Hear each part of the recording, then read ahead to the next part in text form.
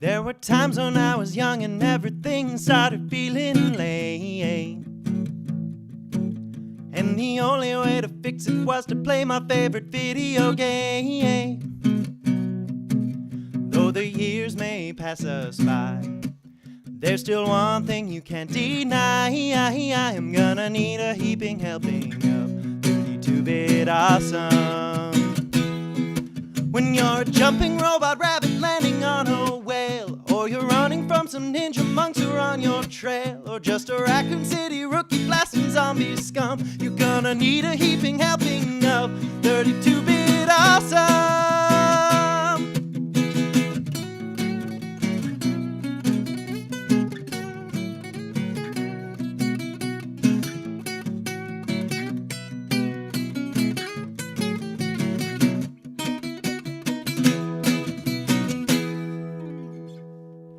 Hello, my combat-ready compatriots. This is 32-Bit Awesome, the show where I explain why games you used to play are still awesome. This month, Resident Evil will eat your brains, and you will be the one asking for seconds. When I first played Resident Evil, I felt like an adult. It was one of the first games that exposed me to what I considered mature content at that point. It was way beyond Mario and Sonic in terms of its realism, both aesthetically and how it approached gameplay. Some would argue that Resident Evil was the bridge between the old era of cartoonish gaming and the newer, more cinematic one that we're still in today. Regardless, it's well deserving of its own episode on 32-Bit Awesome. The first thing you'll notice about Resident Evil is, gah! That crazy fucking box art! It depicts, and I'm guessing here, Chris Redfield, armed with a shotgun and quite possibly the most staggeringly intense expression I've ever seen. There are two identical spiders to either side of him too, which is, pretty badass. I never understood the weird camouflage background to this box art. I guess it was there to make it look more army-like or something? I don't know. So, why the hell are you running around like an idiot inside of a zombie-filled horror house? Well, you're a part of this uber team of commandos called STARS. For the past few weeks, there have been these reports all about town of bizarre murder cases where people are being eaten. What the fuck, right? Imagine reading that headline in your newspaper. I would shit my pants. Your Bravo team goes in to see what the deal is with this crazy mansion in the middle of the forest. Yeah, real good idea. Not unexpectedly, you lose contact with them and have to see what the hell went down in this godforsaken hellhole.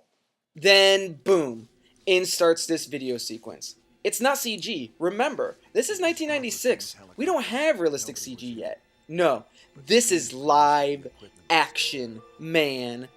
I want you to observe the subtle acting skills of these horrible actors. How the editing is so deliberately silly. How we keep zooming in on this dog puppet's face. And this dude's completely ridiculous gasp. No! Don't go! Yeah, man, that's your acting career flying away with that helicopter. Then, there's this amazing character introduction sequence. Jill Valentine.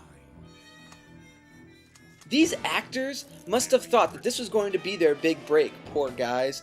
Man, those outfits are ridiculous.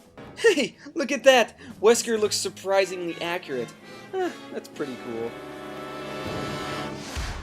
Resident Evil. So now, you're in the mansion, and the game kicks in. Up until this point, the voice work has been funny, but not entirely awful. But then things go from funny, to awful, to stupidly fantastic, all within a few lines of dialogue. I don't know what happened. Barry! Where's Barry? Well, I'm sorry, but he's probably... Holy shit. No. And it never lets up. It sustains this level of What is B-horror that? craptacularity check. through the entire gaming Okay, experience. Jill and I will stay in the hall in case of an emergency. Chris, you're alive. Oh man. My words exactly. I told you, don't worry. I'll just go and get some fresh air and be eaten by a monster. Ooh. Jill, you're here too. Yes, you're here too? This house is dangerous. There are terrible demons. Ouch! You're wounded. What? Oh! Oh no! Oh, fuck, man. For a while, this aspect of the game bothered me, but then I grew up and looked back and saw this kind of crap, from the corny intro video to the silly voice acting, was all so fun and great that I didn't care how quote-unquote bad it all was. It's kind of like reheated stale pizza that's been in the fridge too long. It's so bad, it's good. Resident Evil's look and feel were inspired by 3 major influences: a creepy old MS-DOS game called Alone in the Dark, old badass horror films audiences could never appreciate today, and tanks.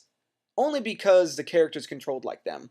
Resident Evil played like a really hardcore point-and-click adventure. It's a methodical, thinking man's game. It will tear your balls off and take a giant crap on them if you attempt to run and gun your way through it. The zombies and the action are less of a focus than finding clues, solving puzzles, exploring the mansion, and trying to manage your inventory. The horror part of the survival horror is attributed to basically every fucking thing in this game. There are walking undead, mad dogs, killer sharks, giant plants, and tons of creepy monsters, all of which can and will kill your unprepared ass with insane efficiency. Resident Evil was one of the first games to utilize camera angles in a cinematic way, which act to both conceal the horrors that lay just off screen and to create an emotionally unsettling effect for the player. There's a huge emphasis on inventory managing, which is aided by your trusty item chest, which magically transports all your stuff from location to location. Resident Evil is all about having the right items at the right time. You can be going through the game and, oh, boss fight, don't have enough ammo or first aid sprays? Sorry, you're fucked. There is always a significant threat of real-world loss while you're playing Resident Evil. You save the game using a limited number of ink ribbon, and only at certain parts of the game. Nowadays, saving occurs automatically, and it's dummy-proof. Not in Resident Evil. You must choose when and where you save your game, or else you're going to risk having to backtrack it a ton if you die. This fact, coupled with intense door animations, sparse music, and intimidating sound effects, created a truly scary experience. I was legitimately frightened while I played this game. Even today, if I turn the lights off and crank up the sound, I jump a little when I turn around the corner into the arms of an awaiting zombie. Resident Evil has had a huge impact on the gaming world. It single-handedly popularized the horror game genre, paving the way for games like Silent Hill and Dead Space. There have been several successful sequels, all of which have been well received in their own right. About around the time of the 3rd game, the original die-hard style that we saw so blisteringly well in the first game had been replaced by a more action-oriented aesthetic, which draws it closer to the way people like to play games these days. Resident Evil also has the dubious honor of being the most prolific and inaccurate video game to film franchise ever. I don't know how Hollywood screwed this up.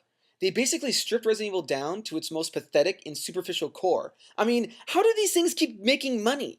I don't even think gamers make up the majority of people who go out and see these things. Why couldn't we have a real, atmospheric, subtly paced film based around characters and events that occurred in the game? Did that seem too difficult to do? Would it not please the common horror film fan and devotees of the game franchise alike? It seems like a slam dunk, right? Right? If you're like me and you want to support an independent short film adaptation of Resident Evil that actually does it right, follow the link that is popping up on the YouTube screen to see how you can help. This has been 32-Bit Awesome. I hope you've enjoyed yourself as we've broken down one of the most important and truly frightening games to ever grace a TV screen, Resident Evil. I hope you can join us next time when we take another look at a diamond in the rough from gaming's past. Adios, muchachos. Adios.